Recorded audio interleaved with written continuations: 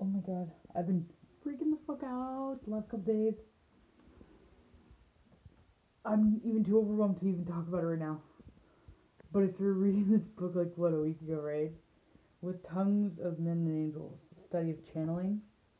This is what they say about With Tongues of Men and Angels.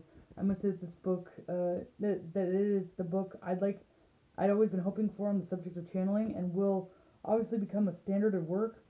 What I like so much about it is that although it is intended from an academic study, it is so marvelous and readable. I think there's no doubt that this is going to reach a big audience that it deserves. A fascinating investigation of brilliant analysis of the phenomenon of channeling.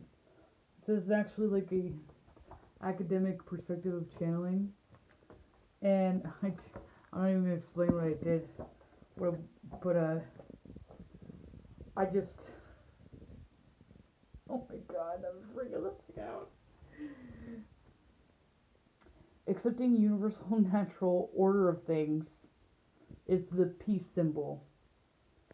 The top of the top line represents Saturn Uranus, which is essentially the sun, Leo, Capricorn, Saturn, the moon, Ray, and then Uranus, Aquarius.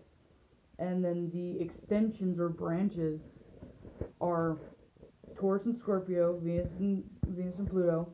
That's Hades and yeah, Lilith. And then Libra, which is Lucifer, the fallen angel, representing Venus and Mars, the polarity. So those represent toxic and unstable because, quote unquote, Venus in female signs are negative. So that's Taurus. And then Scorpio is naturally toxic, and it's the lord of the underworld, and it's darkness. And um, Aries and Libra are cardinals, so they're unstable.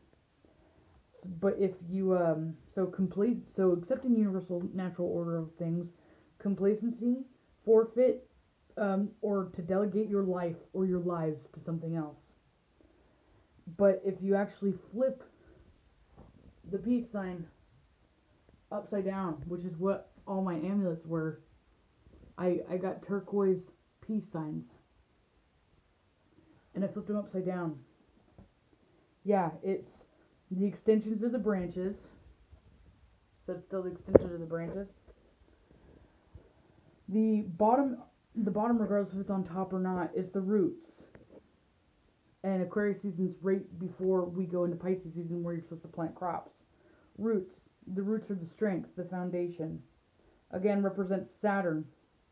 Saturn actually, in the spirit world, since they're counterclockwise, is actually the peak of summer.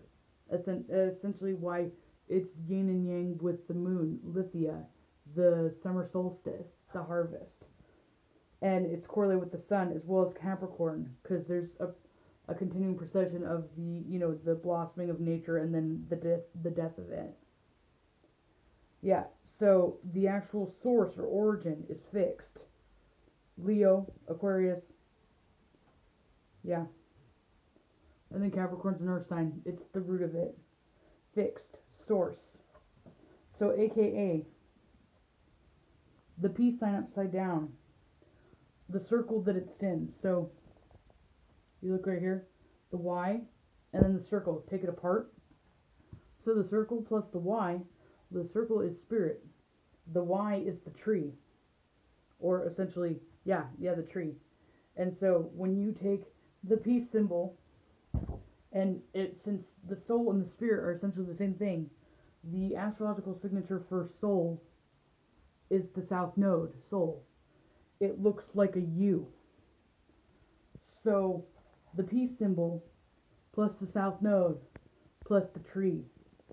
Read backwards from the spirit, because the spirit world is progressing counterclockwise as opposed to clockwise with us.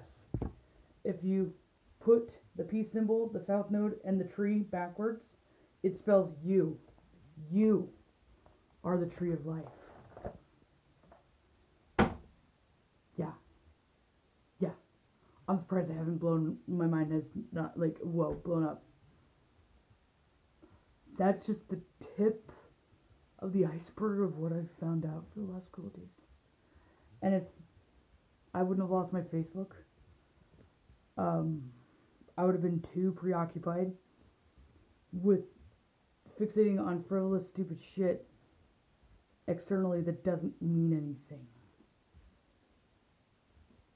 Oh my god!